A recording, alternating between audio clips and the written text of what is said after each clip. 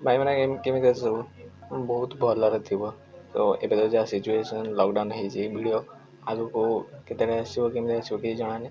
ତ ପ୍ରଥମେ ସମସ୍ତଙ୍କୁ ଯେଉଁମାନେ କାମ କରୁଛନ୍ତି ସଫାସୁତୁରାରେ, ଡକ୍ଟର, ଫାୟାର ଡିପାର୍ଟମେଣ୍ଟ, ପୋଲିସ, ସମସ୍ତଙ୍କୁ ମୁଁ ଥ୍ୟାଙ୍କ ୟୁ କହିବି ସବୁ ଦେଶବାସୀଙ୍କ ତରଫରୁ।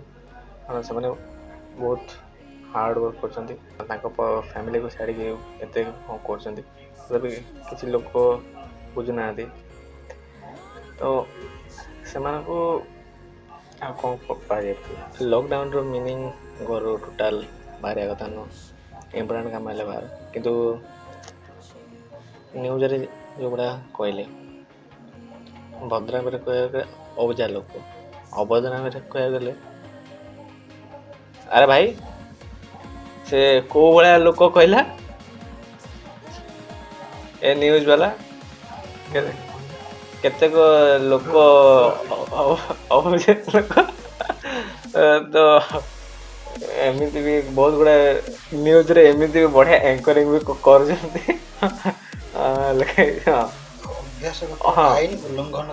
ଅଭ୍ୟାସଗତ ଆଇନ ଉଲ୍ଲଂଘନକାରୀ ଆଉ ଲୋକାଲ ଭାଷାରେ କହିବାକୁ ଗଲେ ଅତି ଗାଲୁଆ ଲୋକ।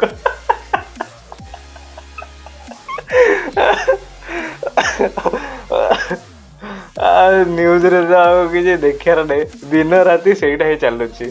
ସକାଳୁ ଟିଭି ଅନ୍ କର, କରୋନାରେ ଏତିକି ମଲେ, ଏଇଠି ଏତିକି ମଲେ। ଆଉ ପୋଲିସ ବାଲା ଯୋଉ ତ ଇଏ ମାରୁଛି, ଏତେ ମାଡ଼ ମାରୁଛନ୍ତି। ସତରେ କରୋନା ଯଦି ଥାଆନ୍ତା, ରିଆଲିଟି ଯଦି ଆମେ ନେବା ଭାଇ, ମାନେ ତାକୁ ଯଦି ମଣିଷ ହିସାବରେ ନେବା, ପୋଲିସ ଜଣେ ମାଡ଼ ମାରୁଛି, କରୋନା ଡରିକି ପଳାନ୍ତା। ଭିଡ଼ିଓ ଗୁଡ଼ା ଥିଲେ ଛାଡ଼ିଥାନ୍ତେ। ଆଉ ଏଇ ଯୋଉ କ'ଣ ପ୍ରଧାନମନ୍ତ୍ରୀ କହିଲେ କି ଇଏ କରିବା ପାଇଁ ଆମର କ'ଣ ପ୍ରଧାନମନ୍ତ୍ରୀ କହିଲେ ମୋତେ ସନ୍ଧ୍ୟାବେଳକୁ ଏନକରେଜ ପାଇଁ ତାଳି ମାରିବ ବାଲକୋନିରେ ଠିଆ ହେଇକି। ଏମାନେ ଯାହା ବୁଝିଲେ, ଆଳୁ କହିଲେ ଖମ୍ବ ଆଳୁ ବୁଝିଲେ। ଆହୁରି ଇମ୍ପୋର୍ଟାଣ୍ଟ ନୋଟ୍ କହିବାକୁ ଚାହୁଁଥିଲି କି ଯଦି ତମେମାନେ ବାହାରେ ବୁଲିବ, ତମ ଗାଁରେ କାର୍ଯ୍ୟାନୁଷ୍ଠାନ ହେବ, ସେଇଟା ହେଉଛି ସେକ୍ସନ 151 151 ହେଲେ କ'ଣ ହେବ? Public violence. କେତେ ବର୍ଷ ଜେଲ୍? 2 ବର୍ଷ ଜେଲ୍।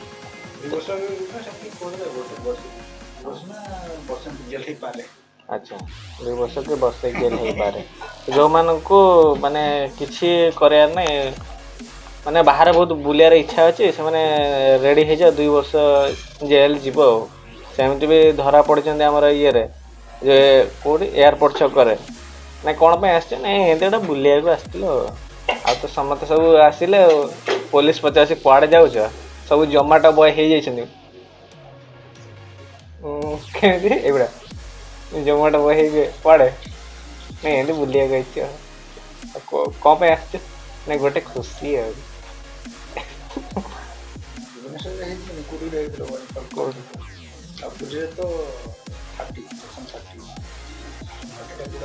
ସେକ୍ସନ 30 ଆମର କେତେଟା ଗାଡ଼ି ଇଏ ହେଇଛି, ସିଜ୍ ହେଇଛି? ହଁ, କେତେ? ନାଇଁ ଟୋଟାଲ କେତେଟା ଭାୟୋଲେନ୍ସ ହେଇଛି? 400ର ଉପରେ। ଏତେ ଲୋକ ଯାଇକି କ'ଣ କରୁଛନ୍ତି? କ'ଣ ଗୋଟେ ଖୁସି। ଆଉ ଭାଇର ଫେଭରେଟ ସେ ହଉଛି ସେ ଯୋଉ ଇଏଟା, ଯୋଉ ଢାଲା ଯୋଉ ଇଏ ବାଡ଼ଉଥିଲା, ଆଣ୍ଟି ଆମର ଆଇଫୋନ ଧରିକି ଯୋଉଟା ବଜାଉଥିଲେ।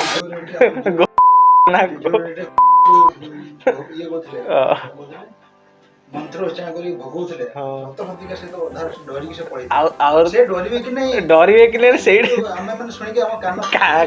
କାନ ପରଦା ଫାଟିଗଲା।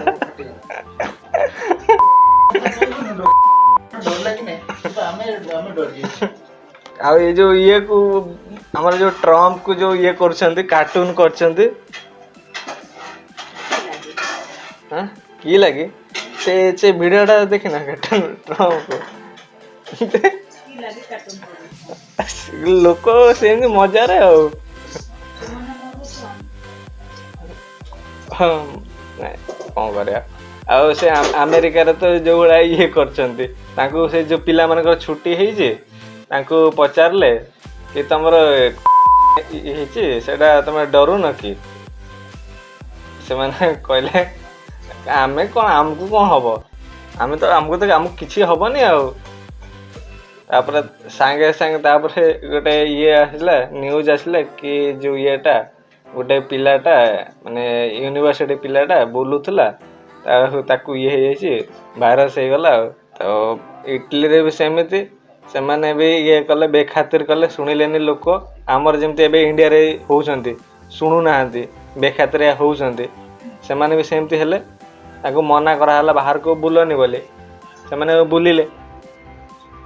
ଏବେ ଏବେ ଯାହା ଇଟାଲୀରେ ଭୋଗୁଛନ୍ତି, ଏବେ ସ୍ପେନରେ ପଡିଛି, ଆମେରିକା ପାଳି ବି ଅଛି।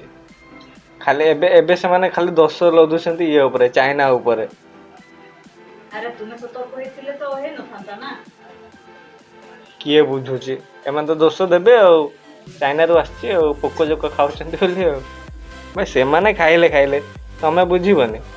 ଏବେ ଆମ ଲୋକଙ୍କର ଗୋଟେ ଏଇ ଗୁଣ ପରା, ନିଜ ଦୋଷଟା ଦେଖିବେ ନା ଅନ୍ୟ ଉପରେ ଦୋଷ ଲଦି ଦେବେ, କଣ କେଜାଣି। ଏତେ ସବୁ ଲୋକ ଇଏ ହେଇଛନ୍ତି, ଆଫେକ୍ଟ ହଉଛନ୍ତି, ତ ଜିନିଷଟାକୁ ବୁଝ ହେଲା। ତ ସେମିତିରେ ଯୋଉ ଗାଲୁଆମି ଭାବରେ ଯୋଉ ରାସ୍ତାରେ ବୁଲୁଛ ହେଲା, ନାମ ନେଇଯିବ ହେଲା, ପରେ ଆଉ ଇଏ କହିବନି ହେଲା ଆମକୁ ବଞ୍ଚାଅ ବୋଲି।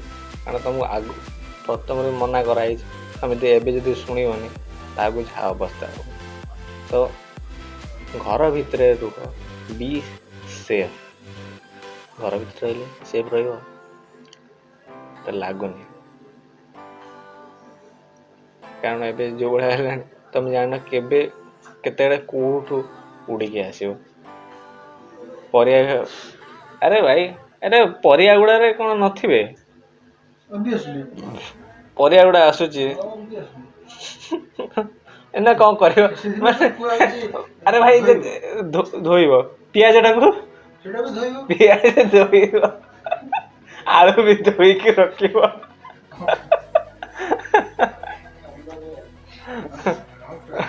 ଆଳୁ କିଛି କଲେ ବି ଆମେ ଅଲରେଡି ଫସି ସାରିଛେ, ଫସି ସାରିଛେ, ଅଲରେଡି ଚକ୍ରବ୍ୟୁହରେ ଫସି ସାରିଛେ। ଏବେ ଆମେ କହୁଛେ ଇଏ କରିଦବା ଆଉ, ସାନିଟାଇଜର ବୋଳିଦବା, ହେଇଯିବ। ଇଏ କରିବା କଣ କରିବା, ଧରୁଛେ ନା ପରିବାରେ ଲାଗିବ, ଖାଲି ଓନ୍ଲି ମେଟାଲ ଲାଗିବ, ପ୍ଲାଷ୍ଟିକ ଲାଗିବ, ଆଉ ମଣିଷ ମାନଙ୍କୁ ଲାଗିବ, ପରିବାର ଲାଗିବ। ଆରେ ସେଟା କଣ କୋଉଟା ଥିଲା ଆମର, ଯୋଉ ଲୁହାରେ କେତେ ସମୟ ରହୁଛି ଗ୍ୟାରେଣ୍ଟି ତ କହିବ। ଆମର ଯୋଉ ସବୁଠୁ କମ ରହୁଛି ଆମର ଇଏରେ, ତମ୍ବାରେ ରହୁଛି 3 ଘଣ୍ଟା। ଆଉ ପ୍ଲାଷ୍ଟିକରେ ସବୁଠୁ ଅଧିକା ରହୁଛି କେତେ, 2-3 ଦିନ। 2-3 ଦିନ। ଷ୍ଟିଲ ଗୁଡାରେ, ଷ୍ଟିଲ ନା ଆଉ କଣ କାଠ ଫାଠ ଗୁଡାରେ, ସେଟା କେତେ 24 ଘଣ୍ଟା କେତେ ଗୁଡା ସେମିତି ରହୁଛି ଆଉ, ରହୁଛି ଆଉ। ତ ପରିବା ତ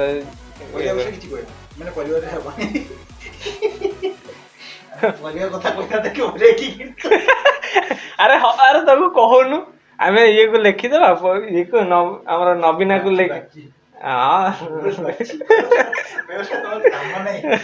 ନାଇଁ ପରିବା ଗୁଡାରେ ରହୁନାହାନ୍ତି କି, ହୋମ ଡେଲିଭରି କରାହଉଛି। ଏବେ ଯୋଉ ଜିନିଷ ଦରକାର ହବ ହୋମ ଡେଲିଭରି କରାହବ, ପୋଲିସ ଆସିକି ଦବ ଆଉ। ତ ବି ସେଫ୍ ଗାଇଜ୍, ଘର ଭିତରେ ରୁହ। ଦେଖା ହବ ଆଉ ଗୋଟେ କଣ ଗୋଟେ ଟପିକ ନେଇ ଆସିବି, ଆଉ ଦେଖିବା। ଆଉ କଣ ଇମ୍ପୋର୍ଟାଣ୍ଟ ଏବେ ଭାଇ, ସେଟା କଣଟା ଭାଇ ଏ ଯୋଉ କେତେରେ କଲ୍ କଲେ 100ରେ, ଏ ଯୋଉ ଔଷଧ ପତ୍ର ପାଇଁ ଯୋଉ ଦେଖଉଥିଲା, 100 ନମ୍ବର କଲ୍ କଲେ। ହଁ ଆଚ୍ଛା, 100 ନମ୍ବର କଲ୍ କରିକି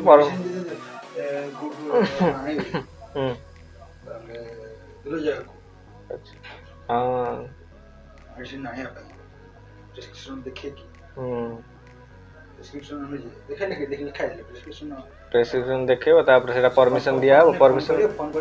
ଆଚ୍ଛା, ଫୋନ କରିବି। ସେଇ ନମ୍ବରରେ ଗୋଟେ ମେସେଜ ଆସିବ, ସେଟା ଯାଇକି ଦେଖେଇଦେଲେ ପୋଲିସ ତୁମକୁ ସାହାଯ୍ୟ କରିବ। ଶୁଣିଲ? ଓକେ ଦେଖୁନି ସେଟା ଖାଲି ଉଡଉଛି, ଖାଲି ଉଡି ଉଡେ ନ୍ୟୁଜ ଏବେ ନ୍ୟୁଜଟା ଏମିତି ଆସୁଛି ହେଲା, ଟ୍ରେନ ଦୌଡ଼ିଲା ଭଳିଆ ହେଲା। 5 ସେକେଣ୍ଡ ବି ରହୁନି କି ଭଲସେ ପଢିବାକୁ ବି ଦଉନାହାନ୍ତି କ'ଣ ହଉଛି କ'ଣ ନାହିଁ। ତ ତ ଦେଖା ହବ ନେକ୍ସଟ ଭିଡ଼ିଓରେ। ମୁଁ ଆଉ କ'ଣ ଭିଡ଼ିଓ ପକେଇ ପାରେ। ସୋ ଏଇଟା ଓଡ଼ିଆରେ ପକେଇଲେ ମେ ବି ଆମ ନେକ୍ସଟ ଭିଡ଼ିଓ ବୋଧେ ହିନ୍ଦୀ କି ଇଂଲିଶରେ ବି ହେଇପାରେ। So till then be safe in home ହେଲା, ସେଇଟା with be positive. Be positive.